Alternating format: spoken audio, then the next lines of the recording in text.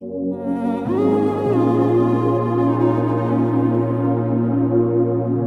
मैंने आपको बताया कि हमारा शिक्षण अभिरुचि यहाँ पे 40 मार्क्स कवर कर रहा है। अब आप लगा लीजिए कि जितने भी पार्ट्स यहाँ पर हैं सिलेबस में, सबसे ज्यादा अगर कोई स्कोर कर रहे हैं यहाँ पे तो 40 मार्क्स वो शिक्षण अभिरुचि ही कर रहा है। तो शिक्षण अभिरुचि आपको बहुत अच्छे मार्क्स दिला सकता है और बहुत कम मेहनत में दिला सकता है, क्योंकि जो टीचिंग एप्टीट्यूड होता है ना, it is all about teachers mentality. मतलब एज अ टीचर आप क्या सोचते हैं, एज अ टीचर आप क्या करेंगे, तो ये वहां पर आपको खुद को रखकर देखना होता है। इसमें कोई रटने वाली चीज नहीं होती है। तो टीचिंग एप्टीट्यूड आपने जब बीएड किया होगा ना, तो बीएड की बुक्स में मैथमेटिक्स का अलग होता है, उसमें साइंस का जिसका सब्जेक्ट है साइंस की टीचिंग एप्टीट्यूड उसमें अलग दी होती है। सब्जेक्ट वाइज सारे टीचिंग एप्टीट्यूड आपके जो बीएड की बुक्स होंगी आपके पास पड़ी होंगी, उसमें प्रॉपर टीचिंग एप्टीट्यूड का सिलेबस कवर किया होता है उसमें। इसके अलावा बाहरी आप कोई बुक चाहते हैं पढ़ना किसी बुक से, तो मैं आपको बोलती हूँ कि अरिहंत की भी बुक आती है, जो कि आप जानते हैं अरिहंत जूनियर के लिए और इसके लिए प्राइमरी के लिए जो टीचिंग एप्टीट्यूड की बुक्स निकालता है। उसके अलावा ये ग्रेजुएशन लेवल पे लेक्चर वगैरह के लिए भी टीचिंग एप्टीट्यूड की इसकी बुक्स आती है, तो आप उसको पढ़ सकते हैं। तो teaching aptitude is all about your perception, इसमें कुछ भी कठिन नहीं है और स्कोर करना बहुत आसान है। और स्कोर आप इसमें तभी बेहतर कर सकते हैं जब आप किताबें भी पढ़ें और टीचिंग एप्टीट्यूड के लिए ज्यादा से ज्यादा मॉक पेपर लगाएं। समझ रहे हैं आपने सीटेट का एग्जाम क्वालिफाई किया होगा या उत्तराखंड टीटी का एग्जाम क्वालिफाई किया होगा, आप उसमें देखते हैं कि प्रॉपर टीचिंग एप्टीट्यूड का क्वेश्चन सीटेट में तो खैर बहुत ज्यादा आता है, ठीक है, बहुत ज्यादा क्वेश्चन आते हैं। तो वहां पर आपने देखा होगा कि सिंपल से क्वेश्चन आते हैं कि अगर आप एक शिक्षक हो, एक शिक्षिका हो, आप कक्षा में कैसे क्या बैलेंस करेंगे, क्या मैनेज करेंगे। वही चीज है जो कि टीचिंग एप्टीट्यूड में आनी है। तो कम मेहनत के साथ ज्यादा स्कोर कैसे करेंगे, उन्हीं पेपर्स को उठाइए और उसमें से टीचिंग एप्टीट्यूड के क्वेश्चंस को छांट कर खुद से करने की कोशिश कीजिए। या आप ऐसे गूगल पे सब कुछ है, आप गूगल पे ऐसे डाल दें कि 50 और 100 important questions on teaching aptitude शिक्षण अभिरुचि, तो वो आपको निकाल देगा, क्विज दे देगा, आप उसको सॉल्व करने की कोशिश कीजिए। आप कितना कर पाते हैं उससे आपको आइडिया हो जाएगा शिक्षण अभिरुचि के बारे में। सबसे आसान और सबसे स्कोरिंग सेक्शन 40 नंबर का। तो मैं बता रही थी आपको कि ये 35 मार्क्स का है। इसमें इतना सारा सिलेबस है, current affair, history, geography, polity, economy, general science, पर्यावरण, तो ये आपसे 4-4, 5-5 क्वेश्चन से ज्यादा पूछेगा नहीं। तो मैं आपको बुक्स रिकमेंड करूंगी, इसके बारे में आपको बुक्स बता दूंगी, लेकिन हमारे यहाँ स्टडी पॉइंट में सारा जितना इसका सिलेबस है वो यहाँ पे कवर किया जा चुका है। और हमारे नए जो बैचेस स्टार्ट हो रहे हैं उसके लिए हमारी क्लासेस स्टार्ट हो चुकी हैं और उसके लिए प्रॉपर स्क्रीनिंग के लिए ही हम प्रतिबद्ध हैं और उसी के लिए हम बच्चों को प्रिपेयर यहाँ पर सिलेबस करवा रहे हैं। उसके अलावा अगर आप चाहते हैं कि मैं आपको कोई बुक रिकमेंड करूं तो आप लूसेंट की ऑब्जेक्टिव और लूसेंट की डिस्क्रिप्टिव बुक उठाकर पढ़ सकते हैं। डिस्क्रिप्टिव पढ़ने के बाद ऑब्जेक्टिव जरूर पढ़ें, उससे आपकी प्रिपरेशन होगी, लेकिन सिर्फ किताबें पढ़ लेने से, लूसेंट पढ़ लेने से प्रिपरेशन कंप्लीट नहीं हो जाएगी। कम समय में आप हिस्ट्री को कैसे कवर कर लेंगे, उसके लिए आपको पता है सबसे बेसिक बुक सब जानते ही हैं, लूसेंट होती है, उसी से लोग अपना बेस कंडक्ट करते हैं। लेकिन Lucent is all about making base. आप ये मत सोचिए कि मैं लूसेंट बोल रही हूं तो सब कुछ लूसेंट से आने वाला है या लूसेंट सब कुछ कवर करेगा। It is not about that thing.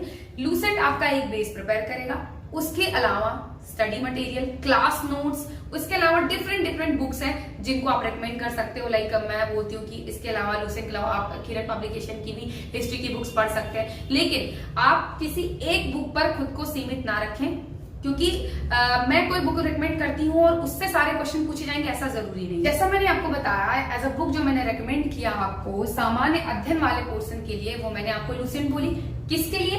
History, geography, polity, economy और जनरल साइंस के लिए। लेकिन मैं आपको एक चीज बताऊं कि सिर्फ लूसेंट करके, मतलब अगर आप ये सोचें कि क्योंकि स्क्रीनिंग टेस्ट है इतना डिटेल कुछ नहीं पूछा जाएगा, लेकिन अगर आप ये सोचें कि सिर्फ लूसेंट पढ़ के और मेरे अच्छे मार्क्स आ जाएंगे तो शायद ऐसा पॉसिबल नहीं है। क्योंकि आपको पता है लूसेंट सब पढ़ते हैं, सारे बच्चे लूसेंट पढ़ते हैं, सब लूसेंट कवर करते हैं, बार बार लूसेंट कवर करते हैं। आप उनसे कैसे बढ़िया स्कोर करेंगे, आपकी स्ट्रैटेजी अलग कैसे होगी, आप उनसे बेहतर कैसे कर पाएंगे। तो लूसेंट क्या है? जिसको बिल्कुल ज्योग्राफी नहीं आती, जिसको बिल्कुल पॉलिटी का ज्ञान नहीं है, जिसको बिल्कुल इकोनॉमी का, क्योंकि आपको पता है लेक्चरर का एग्जामिनेशन एक सब्जेक्ट ओरिएंटेड होता है। मैथ्स वाला सिर्फ मैथ्स पढ़ता है, साइंस वाला सिर्फ साइंस पढ़ता है, हिस्ट्री वाला सिर्फ हिस्ट्री के लिए तैयारी करता है, अब स्क्रीनिंग में आपको सब पढ़ना है, तो जरूरी नहीं है कि सबका बेस हर सब्जेक्ट में क्लियर हो, उसके लिए लूसेंट है।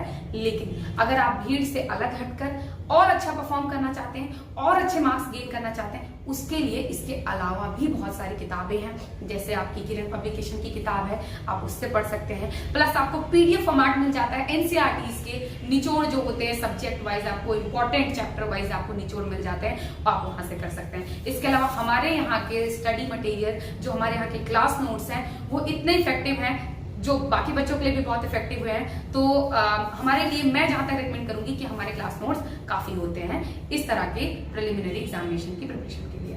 हाँ, तो ये हिस्ट्री, ज्योग्राफी, पॉलिटी, इकोनॉमी और करंट अफेयर की बात हो गई। जनरल साइंस का भी पार्ट है, जो मैंने आपसे कहा लूसेंट में कवर हो जाती है, लेकिन उसके अलावा आपको पीडीएफ भी मिल जाएंगे। प्लस हमारे क्लास नोट्स हम प्रोवाइड कराते ही है जनरल साइंस के बारे में।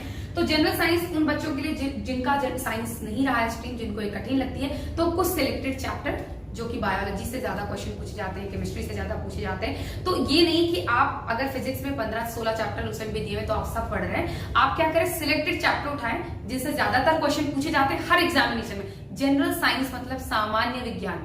सामान्य विज्ञान आपका प्रायोगिक विज्ञान नहीं, एक्सपेरिमेंटल नहीं, बिल्कुल जनरल सी साइंस। आप वहां से उसको पढ़ ले, कवर कर ले। साथ में जब आप ऑब्जेक्टिव करेंगे तो वो कवर हो जाएगा। तो जो आपको यहाँ पे इन्वायरमेंट स्पेशली पार्ट दिख रहा है, इन्वायरमेंट में उन्होंने बिल्कुल सिंपल वर्डिंग्स में लिखा हुआ है, पर्यावरण प्रदूषण, मृदा प्रदूषण, जल प्रदूषण, आपने अम्ल वर्षा सुनी होगी, एसिड रेन, और कौन कौन सी गैसें हैं, ग्रीन हाउस इफेक्ट बहुत इंपॉर्टेंट है इसमें। तो यही 2-4 चीजें हैं जो कि आप कलेक्टिवली किसी भी किताब से या एज अ पीडीएफ भी कोई भी नोट डाउन करके पढ़ लेंगे तो इन्वायरमेंट आपका वहां से हो जाएगा। नेचुरल रिसोर्सेज मतलब प्राकृतिक संसाधन ज्योग्राफी वाले, जो नदियां, झीलें, ये सब चीजें, वो आपका उसमें कवर हो जाएगा। तो ये रही सामान्य अध्ययन की बात। अब हम आते हैं उत्तराखंड सामान्य अध्ययन पे। उत्तराखंड सामान्य अध्ययन 30 मार्क्स का आएगा, जो भी अपने आप में बड़ा स्कोर करवा रहा है आपको। आप यहाँ पे देखेंगे कि इतने सारे सब्जेक्ट में 35 मार्क्स आ रहे हैं और यहाँ पर सिर्फ उत्तराखंड आपको 30 मार्क्स करवा रहा है। तो स्ट्रैटेजी क्या है आपकी, क्योंकि इतने सारे कलेक्टिव सब्जेक्ट्स में क्या कहां से पूछा जाएगा ये श्योर नहीं हो सकता है, आप उसको ना कर पाए या हो सकता है कर ले। लेकिन मैं आपको स्ट्रैटेजी क्या बताती हूँ। मैंने आपसे कहा टीचिंग एप्टीट्यूड पर फोकस कीजिए, क्योंकि ये कठिन नहीं है, सरल है, सिर्फ समझने की बात है। मैं आपसे कह रही हूँ उत्तराखंड सामान्य अध्ययन पर बहुत फोकस कीजिए, क्योंकि आप में से उत्तराखंड वासी जितने भी बच्चे पेपर दे रहे हैं, सबके सब उत्तराखंड पढ़ते हैं हर एग्जामिनेशन के लिए। तो उत्तराखंड लगभग आपने परीक्षावाणी खत्म की हुई है। किसी भी एग्जामिनेशन में मोस्टली परीक्षावाणी से पूछा जाता है, लेकिन उसका अप्रोच, क्योंकि लोगों ने क्या बना रखा है माइंडसेट, मैं आपको बताती हूँ। परीक्षावाणी में जो ब्लैक अंडरलाइन लिखा रहता है कि हाँ भाई राज्य पशु, राष्ट्रीय पशु, बस उसी तक स्टिक रहते हैं, ऐसा नहीं होगा।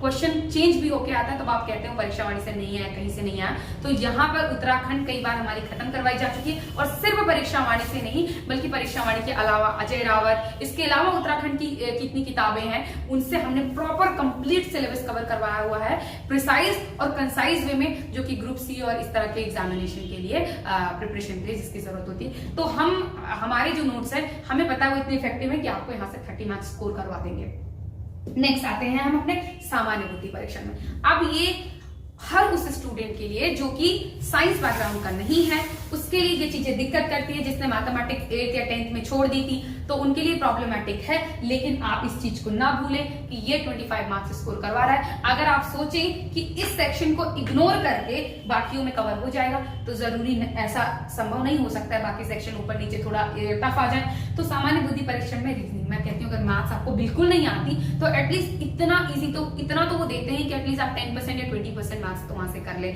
या आप यहाँ पे रीजनिंग जो है वो 20-30% बिल्कुल मेंटल लेवल की रीजनिंग जिसे कहते हैं, कोडिंग डिकोडिंग जिसे कहते हैं, कि भाई FUZ लिख दिया, उसके बाद आगे क्या आएगा, लेटर आगे बढ़ाने का, यही सब रीजनिंग, सिंपल रीजनिंग, थोड़ा डायरेक्शन के छोटे मोटे क्वेश्चन, दिशा के छोटे मोटे क्वेश्चन, यही सब आता है। इसके लिए स्पेशली हमारे यहाँ ग्रुप सी के लिए रीजनिंग और मैथ्स की क्लासेस होती हैं, जो कि डेली बेसिस पे होती है, जहां पर हम जनरल एप्टीट्यूड टेस्ट जो आपका यहाँ पे हम उसको कवर करवाते हैं, जो कि आपको 25 मार्क्स स्कोर करने में मदद करेगा। क्योंकि आप इस सेक्शन को इग्नोर करके और बाकियों में, अच्छा ये मैं ऐसा क्यों कह रही हूँ कि आपको इस पे फोकस, इसको इग्नोर नहीं करना है, क्योंकि एग्जामिनेशन में नेगेटिव मार्किंग है।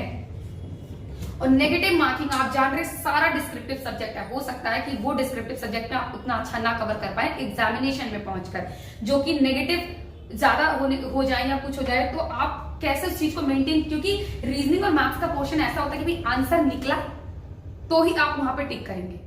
आप उसमें मतलब जैसे कहते हैं तुक्का नहीं लगा सकते। आप क्या करते हैं कि भाई ऊपर डिस्क्रिप्टिव में, हिस्ट्री में 3-4 ऑप्शन है, आप कंफ्यूज हुए, आप किसी और पे लगा देते हैं। लेकिन हम मैथमेटिक्स और रीजनिंग में जब तक आंसर डिकोड नहीं, भाई कोडिंग डिकोडिंग में डिकोड नहीं कर पाए तो आप नहीं लगा पाएंगे। तो इसलिए मैं इस पे कह रही हूँ कि ये 25 के 25 दिला देगा आपको, बिल्कुल थोड़ी सी मेहनत पे।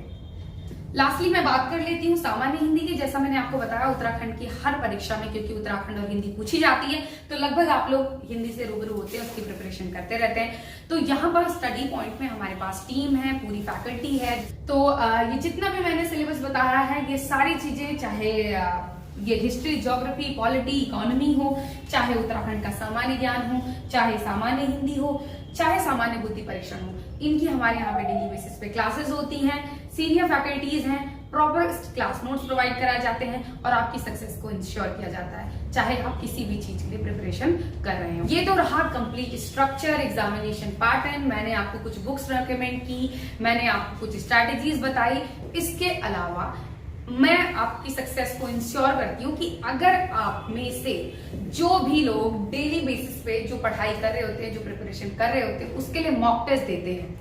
Mock test is very important. अगर आप डेली बेसिस पे सब्जेक्ट वाइज या कंप्लीट मॉक टेस्ट लगाते हैं तो डेफिनेटली आप सक्सेसफुल होंगे एग्जामिनेशन में। ये सबसे बड़ी स्ट्रैटेजी है प्रीलिम्स को क्लियर करने की। हमारे यहाँ पर जो भी सब्जेक्ट, चाहे वो सामान्य अध्ययन हो, उत्तराखंड हो, हिंदी हो, उसके समय समय पर मॉक टेस्ट कंडक्ट किए जाते हैं और एग्जामिनेशन ओरिएंटेड कंडक्ट किए जाते हैं। प्रॉपर सिलेबस वाइज कंडक्ट किया जाता है, जो कि आपको बहुत हेल्प करेगा आपकी एग्जामिनेशन प्रिपरेशन को बूस्ट करने में। क्योंकि आप कितना भी प्रिपेयर कर लें, कितनी भी तैयारी कर लें, आपकी तैयारी की असली जांच कहां से होती है? परीक्षा से। और वो परीक्षा डायरेक्ट वहां देकर आप अपनी जांच को परखें। इससे बेहतर है आप 2-4 बार, 10 बार, 20 बार खुद को अपने घर पर या कोचिंग में जाकर परख लें, तो बेहतर परफॉर्म कर पाएंगे उस परीक्षा में। तो ये सबसे बेहतरीन स्ट्रैटेजी है मॉक टेस्ट, जो कि यहाँ पर करवाई जाएगी। तो आशा करती हूँ कि मेरी स्ट्रैटेजीज, मैंने जो आपको कुछ बताया होगा, आप उसको समझे होंगे। इसके बारे में कुछ डिटेल बातें करनी होगी, जो कि हम अपनी अगली वीडियो में आपको बताएंगे। एंड आई होप आप सब समझेंगे, इसको अपनी प्रिपरेशन में उतारेंगे, अच्छा प्रिपेयर करेंगे और सक्सेसफुल जरूर होंगे। Thank you very much. Have a great time.